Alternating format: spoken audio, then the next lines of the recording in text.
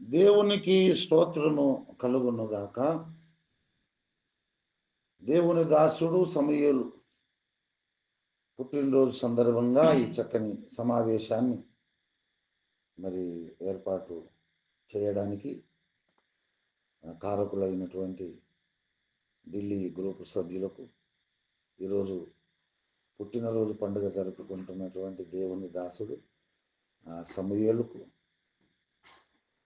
అలాగే తన కుటుంబానికి ఇట్టి సంతోషకరమైన పుట్టినరోజు పండగ జరుపుకోవడానికి సంవత్సరమంతా అద్భుతమైనటువంటి క్షేమమునిచ్చి ఇట్టి స్థితికి కారకుడైనటువంటి ఆ దేవాది దేవునికి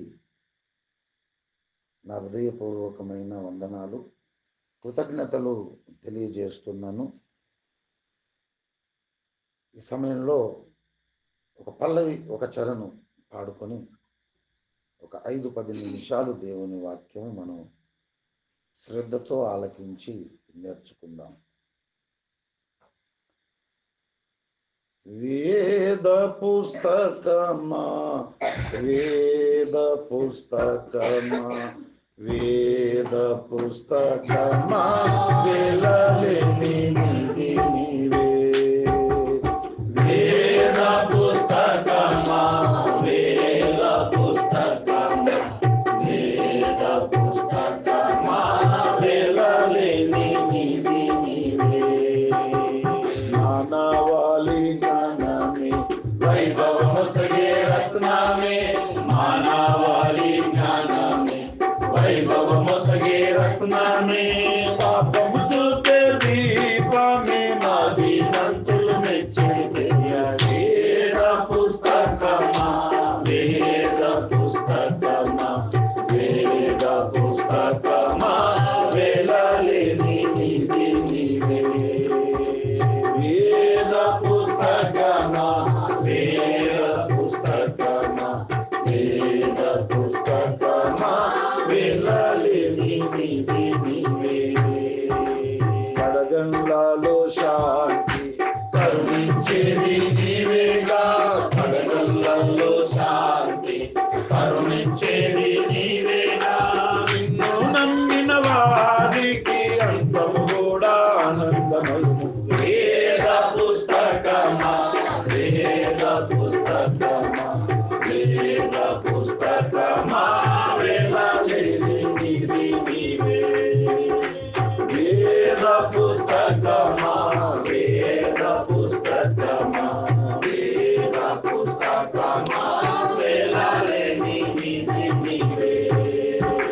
నేనేవారో తెలిసి నాదు జీవితమే మార్చి, నేనేవారో తెలిసి నాదు జీవితమే మార్చి, స్వర్గధామానికి నీవు సరైన మార్గం చూపగలవు. వేద పుస్తకమా, వేద పుస్తకమా, వేద పుస్తకమా, వెలలేని నిధి నీవే. వేద పుస్తకమా, వేద పుస్తకమా, వేద పుస్తకమా, వెలలేని నిధి నీవే.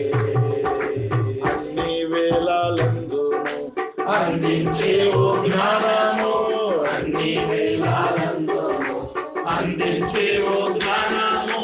నిన్ను ధ్యానించే వారికి ఉన్నతి కలుగు నిత్యముగానే. వేద పుస్తకమా, వేద పుస్తకమా, వేద పుస్తకమా, వెలలేని నిధి నీవే.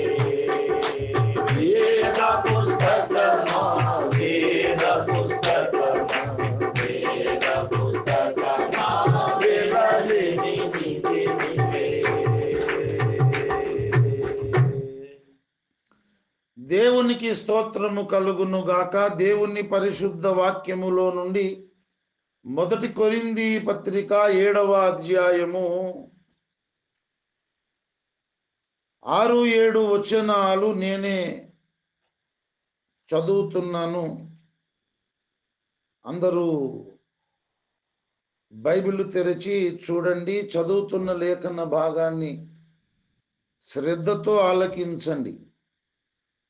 1 కొరింథీ పత్రిక 7వ అధ్యాయము 6, 7 వచనాలు కలిసి ఉన్నటువంటి లేఖన భాగము.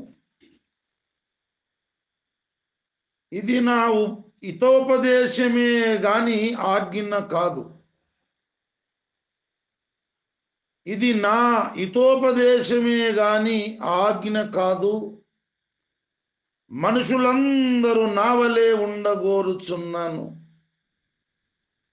అయినను ఒకడొక విధమునను మరి ఒక విధమునను ప్రతి మనుష్యుడు తనకున్న కృపావరమును దేవుని వలన పొంది ఉన్నాడు. మనుషులందరూ నా వలె ఉండగోరుచున్నాను. చదువబడిన ఈ లేఖన భాగమును దేవుడు మన వినికిడిలో ఆశీర్వదించునుగాక. ప్రభునందు నాకు అత్యంత ప్రియులారా, దేవుడు మానవులందరూ, మనుషులందరూ, సకల ప్రాణికోటి జీవనము చేయడానికి, బ్రతకడానికి, జీవించడానికి అద్భుతమైనటువంటి నివాసముగా ఈ భూమిని దేవుడు సిద్ధపరిచి స్థిరపరిచాడు. యెషయా ప్రవచన గ్రంథము 45వ అధ్యాయము 18వ వచనము చూడండి. ఆకాశములకు సృష్టికర్తయగు యెహోవాయే దేవుడు. ఆయన భూమిని కలుగజేసి దాని సిద్ధపరచి స్థిరపరచెను. నిరాకారముగా నుండునట్లు ఆయన దాన్ని సృజింపలేదు. నివాస స్థలమగునట్లుగా దాని సృజించెను. ఈ ప్రపంచమును, ఈ లోకమును, ఈ భూగోళమును దేవుడు ఎలా సిద్ధపరిచి స్థిరపరిచాడంటే, సకల జాతి మనుషులకు, మానవులకు, సకల ప్రాణికోటికి చక్కని నివాసయోగ్యమైనటువంటి భూగోళముగా దేవుడు ఈ లోకాన్ని, ఈ ప్రపంచాన్ని నిర్మాణము చేసి ఈ అందమైన ప్రపంచాన్ని, సుందరమైన లోకాన్ని, ఈ భూమి మీద ఉన్నటువంటి నరులకు, మానవులకు, మనుషులకు దేవుడు ఇచ్చేశాడు. కీర్తనల గ్రంథము 115వ కీర్తన 16వ వచనం చూడండి. ఆకాశములు యెహోవా వశము, భూమిని ఆయన నరులకిచ్చి ఉన్నాడు. నివాసయోగ్యమైనటువంటి ఈ భూమిని దేవుడు సిద్ధపరిచాడు, స్థిరపరిచాడు. ఈ అందమైన లోకాన్ని, సుందరమైన ప్రపంచాన్ని దేవుడు ఎవరికి ఇచ్చాడు చెప్పండి? నరులకి ఇచ్చాడు. పైకి చూస్తే ఆకాశము, ఆకాశంలో సూర్యుడు, రాత్రి అయితే చంద్రుడు, నక్షత్రాలు. మరి భూమి మీద చూస్తే మహాసముద్రాలు, సముద్రాలు, నదులు, సెలయేళ్ళు, జలపాతాలు, అలాగే రకరకాల పక్షులు, రకరకాల జంతువులు, రకరకాల మరి పండ్ల వృక్షములు, పువ్వుల చెట్లు. మరి ఎంత సుందరమైనదిగా, అందమైనదిగా దేవుడు ఈ ప్రపంచాన్ని సిద్ధపరిచి స్థిరపరిచాడో మనం చూస్తున్నాం. నివాసయోగ్యమైన భూగోళమును దేవుడే సిద్ధపరిచి స్థిరపరిచి ఎవరికి ఇచ్చాడు చెప్పండి? నరులకు ఇచ్చాడు. మరి నరులు ఏం చేశారు అంటే, ఎంత గొప్ప పని, ఎంత ఘనకార్యం చేశారో చూడండి. ఇంత అందమైన లోకాన్ని, సుందరమైన ప్రపంచాన్ని దేవుడు సిద్ధపరిచి స్థిరపరిచి ఈ నరులందరికీ దేవుడిస్తే మరి ఎంత గొప్ప కార్యం చేశారు ఈ నరులు. ఆదికాండము 6వ అధ్యాయం 5వ వచనం చూడండి. నరుల చెడుతనము భూమి మీద గొప్పదనియు వారి హృదయము యొక్క తలంపులలోని ఊహ అంతయు ఎల్లప్పుడు కేవలము చెడ్డదనియు యెహోవా చూచి. నరుల చెడుతనము భూమి మీద గొప్పదట, మంచితనం కాదు. నరుల మంచితనం భూమి మీద గొప్పదంటే అప్పుడు మనం కాలరు ఎగిరేయచ్చు. కానీ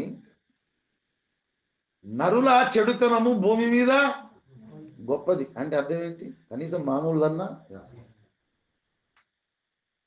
మరి మధ్యస్థాయి అయినా కాదు. ఏ స్థాయి అది? ఉన్నతమైన గొప్ప స్థాయి. నరుల చెడుతనము భూమి మీద గొప్పది. ఈ అందమైన నివాసయోగ్యమైన భూగోళాన్ని దేవుడు సిద్ధపరిచి స్థిరపరిచి ఎవరికి ఇచ్చాడు? నరులకు ఇచ్చాడు. మరి నరులేమో చెడుతనము జరిగించడంలో గొప్పవాళ్ళు అయిపోయారు. ఎంత గొప్పవాళ్ళు అయ్యారంటే పూర్తిగా చెడిపోయారు. చూడండి, ఆదికాండం 6వ అధ్యాయం 11వ వచనం. భూలోకము దేవుని సన్నిధిని చెడిపోయి ఉండెను, భూలోకము బలత్కారముతో నిండి ఉండెను. దేవుడు భూలోకమును చూచినప్పుడు అది చెడిపోయి ఉండెను. భూమి మీద సమస్త శరీరులు తమ మార్గమును చెరిపి వేసుకొని ఉండిరి. ఇంత బాగా చెడిపోయారన్నమాట. ఇంత బాగా తమ మార్గాలను చెరిపి వేసుకున్నారు. నరులను దేవుడు ఎలా సృజించాడు? ఆదికాండం 1వ అధ్యాయం 26వ వచనం మీరు చూడండి. దేవుడు మన స్వరూపమందు మన పోలిక చొప్పున నరులను చేయుదము. నరులను దేవుడు దేవుని పోలికలో చేశాడు, దేవుని స్వరూపంలో చేశాడు. అంటే దాని అర్థం ఏంటి?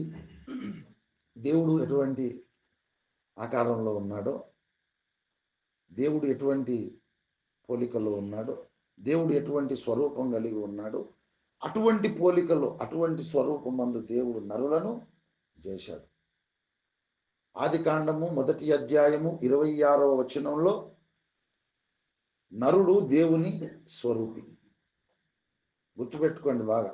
ఆదికాండము 1:26 అందులో ఏముంది?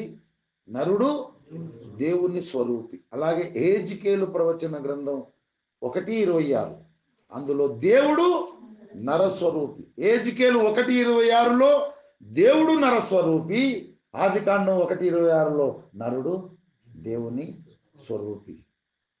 దేవుని పోలికలో, దేవుని స్వరూపములో దేవుడు మానవుణ్ణి, నరుణ్ణి సృజించి ఈ నివాస యోగ్యమైన అందమైన ప్రపంచాన్ని నరులకిస్తే నరులు చెడుతనం చేయడంలో గొప్పవాళ్ళు అయిపోయారు, పూర్తిగా చెడిపోయారు, తమ మార్గాలను చెరిపి వేసుకున్నారు. అందుకే ఆ సమీపించరాని తేజస్సులో దేవుడు కన్నటువంటి ఆ పరమాత్ముడు, దేవుడు భగవంతుడు సృష్టికర్త కన్నటువంటి ఆ దేవాది దేవుని అద్వితీయ జనితైక కుమారుడు, ఆ దేవునిలోని ఒక భాగము, ఆ దేవునిలోని ఒక అంశ మనుషుల పోలికగా పుట్టినాడు. ఆకారమందు మనుషునిగా కనబడ్డాడు. ఎందుకు? దేవుడు తన పోలికలో, తన స్వరూపమందు నరులను సృజించి ఈ నివాస యోగ్యమైన లోకాన్ని, ప్రపంచాన్ని దేవుడు నరులకిస్తే నరులు ఏం చేశారు? పూర్తిగా చెడిపోయారు, తమ మార్గాలను చెరిపి వేసుకున్నారు. దేవుడు పుట్టించిన మనుషులలాగా వారు బ్రతకడం లేదు. అందుకే ఏ నరుణ్ణైతే దేవుడు తన పోలికలో, తన స్వరూపమందు చేశాడో ఏ మనుషుణ్ణి, ఏ మానవుణ్ణి అయితే దేవుడు తన పోలికలో తన స్వరూపమందు చేశాడో, మనిషి మనిషిగా బ్రతకకపోవడం చూసి దుఃఖపడి, సంతాపపడి, ఆ నరుణ్ణి, ఆ మానవుణ్ణి, ఆ మనుషుణ్ణి దేవుని పోలికలో దేవుని స్వరూపమందు సృజించిన ఆ దేవుడే మనిషి అయి పుట్టాడు. 33.5 సంవత్సరాలు ఈ భూమి మీద జీవనం చేశాడు. మనిషిగా పుట్టిన వాడు ఎలా బ్రతకాలో ఒక మాదిరి, ఒక నమూనా, ఒక బలమైన ముద్ర మానవ జాతిలో ముద్రించి ఆయన పరలోకానికి కొనిపోబడ్డాడు. తండ్రి కుడి పార్శ్వమున ఆసీనుడై ఆయన మనందరి కొరకు విజ్ఞాపనము చేస్తున్నాడు కదా. ఫిలిప్పీ పత్రికలో కదా 2వ అధ్యాయంలో ఆయన మనుషుల పోలికగా పుట్టి అని రాయబడింది. ఫిలిప్పీ పత్రిక 2వ అధ్యాయము మరి 6వ వచనం, ఆయన దేవుని స్వరూపము కలిగిన వాడై ఉండి దేవునితో సమానముగా ఉండుట విడిచిపెట్టకూడని భాగ్యమని ఎంచుకొనలేదు గాని మనుషుల పోలికగా పుట్టి. దేవుడు ఎందుకు మనుషుల పోలికగా పుట్టాలి? ఆయన దేవుని స్వరూపము కలిగిన వాడు, దేవునితో సమానముగా ఉండేవాడు. దేవుడే ఆయన, దేవునిలోని ఒక భాగం, దేవునిలోని ఒక అంశ.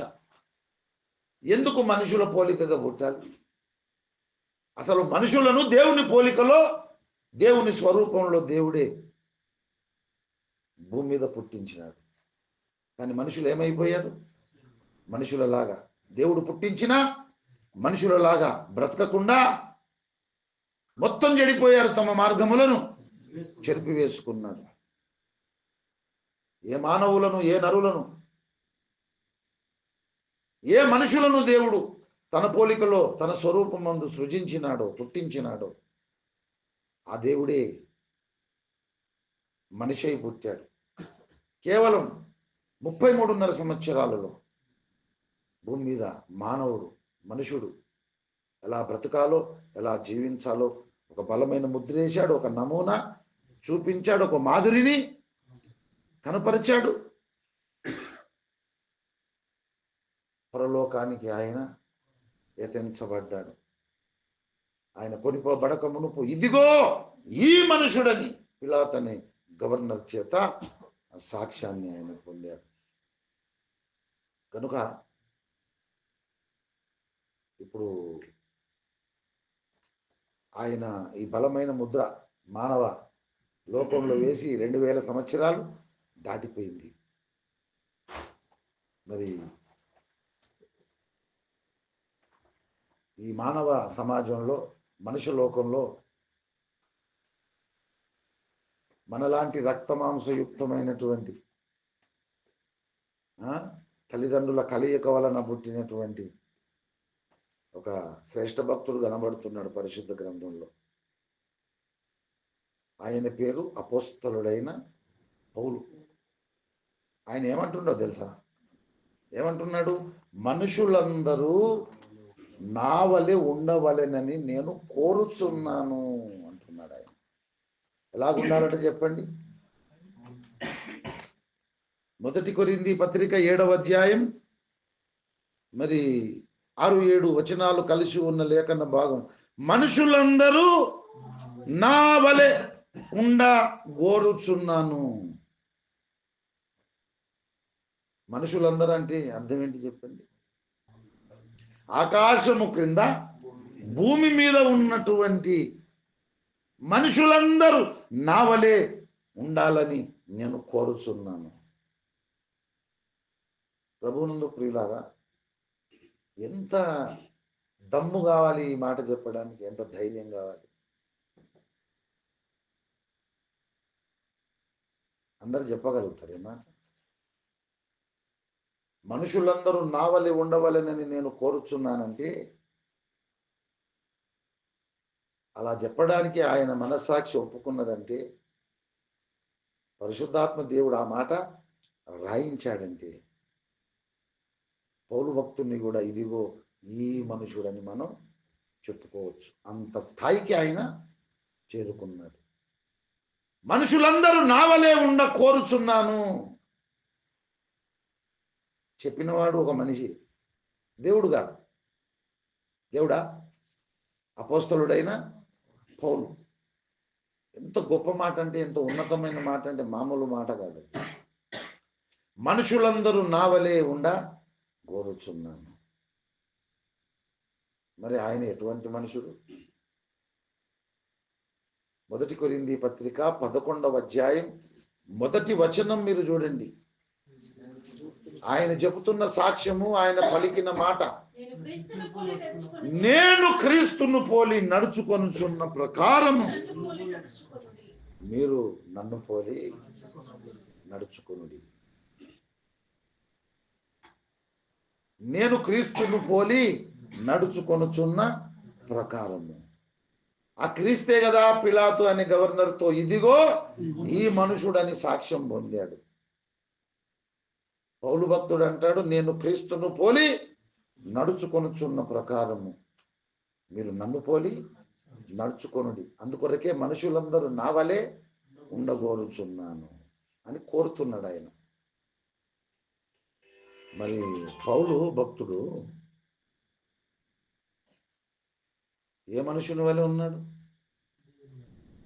క్రీస్తు అనే మనుషుని వలె పౌలు భక్తుడు ఉన్నాడు. మరి పౌలు భక్తుడు ఏమని చెప్పుకుంటున్నాడు? క్రీస్తు అనే మనుషుని వలె పౌలు భక్తుడు ఉన్నాడు కదా. మరి ఆ పౌలు భక్తుడు ఏమంటున్నాడంటే, మనుషులందరూ నా వలె ఉండ, అందరూ పౌలులాగుంటే పరలోకం స్వర్గం అక్కడ ఎందుకు ఉంటుంది? ఉంటుందా? మొత్తం స్వర్గసీమ అయిపోతుంది లోకం, ప్రపంచం. యేసు ప్రభువులాగా పౌలు ఉన్నాడు. పౌలులాగా మనుషులందరూ ఉండాలని ఆయన కోరుకుంటున్నాడు. ఆయన కోరిక నిజంగా నెరవేరితే భూలోకం స్వర్గం అయిపోతుంది, భూలోకం మోక్షలోకం అయిపోతుంది, పరలోకం అయిపోతుంది. అందరూ దైవత్వం కలిగిన మనుషులే కదా. లా అండ్ ఆర్డర్ కూడా అవసరం లేదు. ఇంకా ఆ బార్డర్ కాడ సైనికులు ఎందుకు? పోలీస్ స్టేషన్లు ఇవన్నీ అవసరమా? క్రీస్తును పోలి నడుచుకున్న మనుషుడు ఎవరు చెప్పండి? పౌలు భక్తుడు. పౌలు భక్తుడు అంటాడు, మనుషులందరూ నా వలె ఉండవలెనని నేను కోరుచున్నాను. నిజంగా అపోస్తలుడైనటువంటి పౌలు భక్తుని వలె మనం అందరం ఉండగలిగితే మనం ఒకనాడు చెప్పుకోగలుగుతాం, నిజంగా మనుషులందరూ నా వలె ఉంటే ఎంత బాగుంటుందని. ఆయన చెబుతున్నాడు, మనుషులందరూ నా వలె ఉండ కోరుచున్నాను. ప్రభునందు ప్రియులారా, ఈ తరం పౌలు ఉన్నాడు. మన ఆత్మీయ తండ్రి అద్దంకి రంజిత్ తోఫిరయ్య గారు. ఆయన చెబుతున్నాడు, యేసులాగా ఉండడం తర్వాత ముచ్చట, కనీసం మీరు నా వలె ఉండ నేర్చుకోండి, నాలాగా మాట్లాడడం నేర్చుకోండి. బైబిల్ గ్రంథంలో అపోస్తలుడైన పౌలే చెప్పాడు. భూమి మీద ఈ తరం పౌలు అద్దంకి రంజిత్ తోఫిరయ్య గారు చెప్పాడు. ఎందుకో తెలుసా? ఆయనను ఈ తరం పౌలని ఎందుకు అంటున్నాం?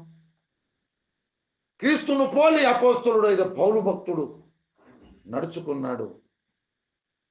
పౌలును పోలి ఈ తరం పౌలు అద్దంకి రంజిత్ తోఫిరయ్య గారు నడుచుకుంటున్నాడు. ఆ పౌలు నోట పలికాడు, మనుషులందరూ నా వలె ఉండగోరుచున్నానని. ఈనాడు ఈ భూమి మీద సజీవంగా ఉన్నటువంటి శ్రేష్ఠ భక్తుడు ఓఫిరయ్య గారు మాట్లాడుతున్నాడు, మనుషులందరూ నా వలె ఉంటే ఎంత బాగుండని. ప్రభునందు ప్రియులారా, నిజంగా ఆ పౌలు భక్తుని కోరిక ప్రకారం, ఈ తరం పౌలు భక్తుని కోరిక ప్రకారం మనుషులందరూ కూడా ఉండగలిగితే మరి భూలోకమే స్వర్గలోకం అయిపోతుంది. అద్భుతమైనటువంటి లోకం మన కళ్ళ ముందు ఆవిష్కరించబడుతుంది. నిజంగా అలా జరిగితే ఎంత బాగుండు. జరగాలనే కదా మనుషులను దేవుడు తన పోలికలో తన స్వరూపమందు భూమి మీద పుట్టిస్తే చెడిపోయారు, తమ మార్గాలు చెరిపి వేసుకున్నారు. మనిషి అన్నవాడు ఎలా బతకాలని ఆ దేవుడే వచ్చి మనిషి కాబట్టి 33.5 సంవత్సరాలు మనిషి అనేవాడు, మానవుడు అనేవాడు ఎలా ఉండాలో ఒక బలమైన ముద్ర మానవ సమాజం మీద వేసి ఆయన పరలోకమున కొనిపోబడ్డాడు. ఆ ముద్ర బలంగా పడింది పౌలు భక్తుని మీద, అలా తయారయ్యాడు. ఆ ముద్ర బలంగా పడింది ఓఫ్రయ్య గారి మీద, ఆయన ఈ తరం పౌలయ్యాడు.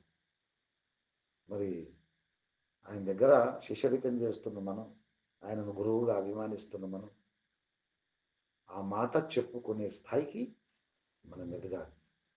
మన మనసాక్షి చెబుతుంది, మన మనసాక్షి చెబుతుంది. మనం అటువంటి కోవకు చెందితే మనం అనుకుంటాం నిజంగా మనుషులందరూ నా వలే ఉంటే ఎంత బాగుండును. మరి అటువంటి దైవత్వము కలిగినటువంటి మనుషులుగా మనం తయారు కావడానికే దేవుడేమో మనిషి అయ్యాడు. దేవుడు మనిషి ఎందుకు కావాలి అంటే మనిషిని దేవుణ్ణి చేయాలి. అది యేసుప్రభు మనుషునిగా పుట్టడం, ఆకారమందు మనుషునిగా కనబడడం. దేవుడు మనిషిగా పుట్టినాడు, ఎందుకంటే మనిషిగా పుట్టినవాడు దేవుడు కావాలని. అంటే అంత దైవత్వము కలిగిన వాళ్ళుగా మరి ఎదగడమే అసలు సిసలైన భక్తి జీవితానికి పరాకష్ట పరిపూర్ణత. అంతకంటే సాధించేది ఇంకొకటి ఏది లేదు. ఆ విధంగా బ్రతుకుటకు కావలసిన జ్ఞానమును ప్రత్యక్షత యోగల మనసు ఆ దేవాది దేవుడు మనకందరికీ దయచేయనుగాక. అందరూ తలలు ఉంచి కళ్ళు మూసుకోండి. దేవుని సేవకులు పౌలు ప్రార్థనలో నడిపిస్తాడు. మనం అందరం ఏకీభవించుదాం.